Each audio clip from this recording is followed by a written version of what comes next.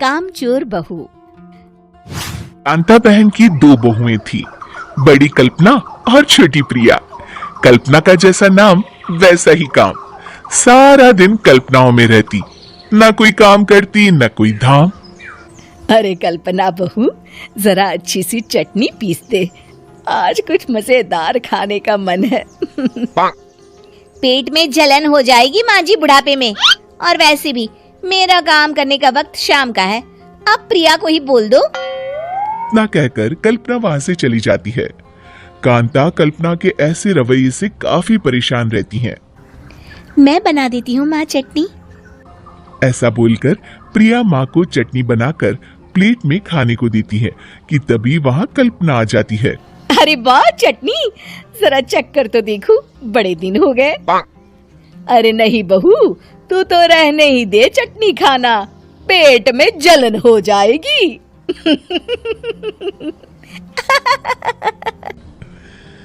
इतना कहकर कांता और प्रिया दोनों हंसने लगते हैं। कल्पना सारा दिन या तो मोबाइल में यूट्यूब देखती या फिर सोती रहती। उसका कमरा भी बिखरा और गंदा रहता।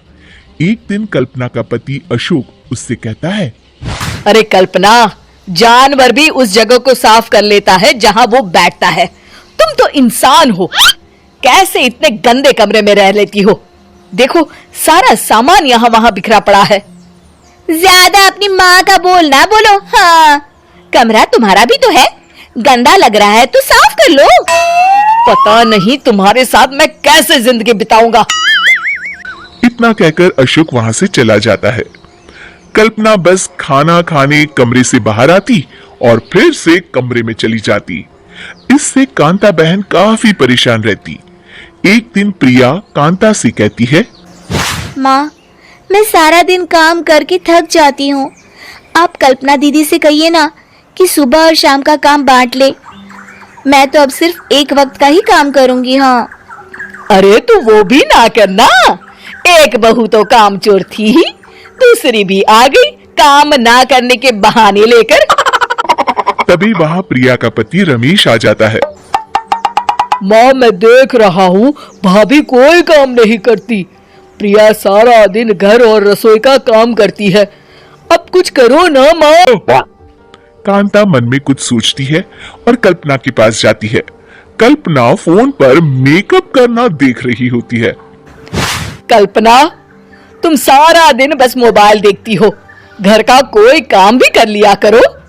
प्रिया सारा दिन काम करके थक जाती है, आज से मैंने फैसला किया है, एक वक्त का काम तुम करोगी, सुबह का खाना तुम बनाओगी और रात का प्रिया। आप लोगों ने काम को हवा बना रखा है।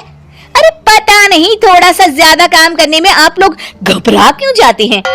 और हाँ, बहुत ज्यादा प्रिया की तारीफ मत करिए मेरे सामने, बड़ी बहू तो मैं ही रहूंगी।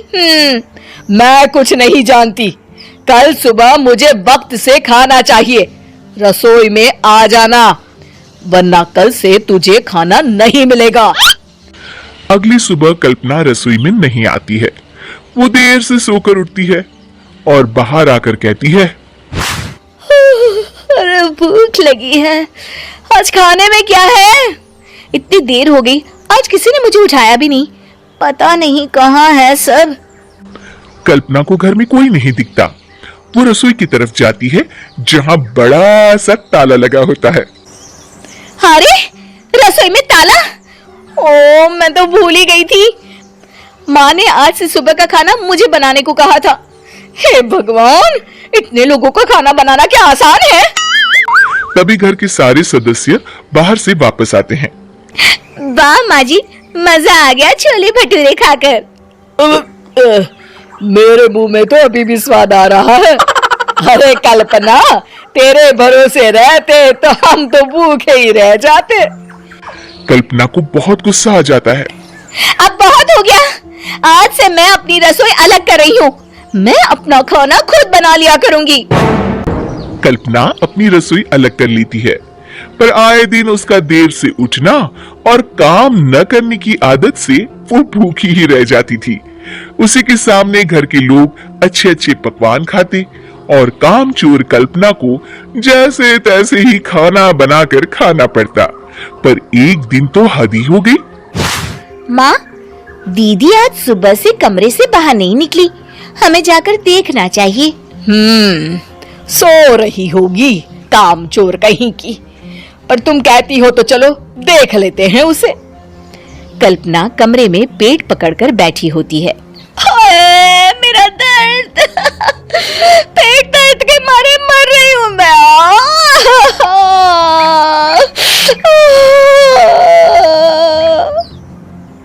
अरे दीदी, क्या हुआ? पेट में दर्द क्यों हो रहा है? डॉक्टर को दिखाया आपने? माँ।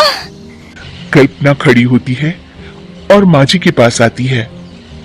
मुझे माफ कर दीजिए, अब से मैं सारे काम में मदद करूंगी, कभी आलस और काम चोरी नहीं करूंगी।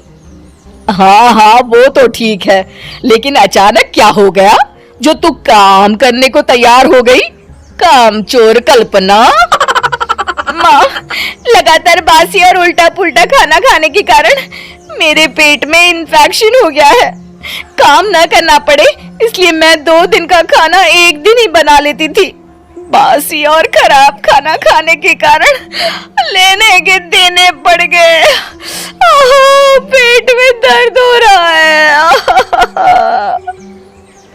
चलो अच्छा हुआ, देर आए दुरुस्त आए।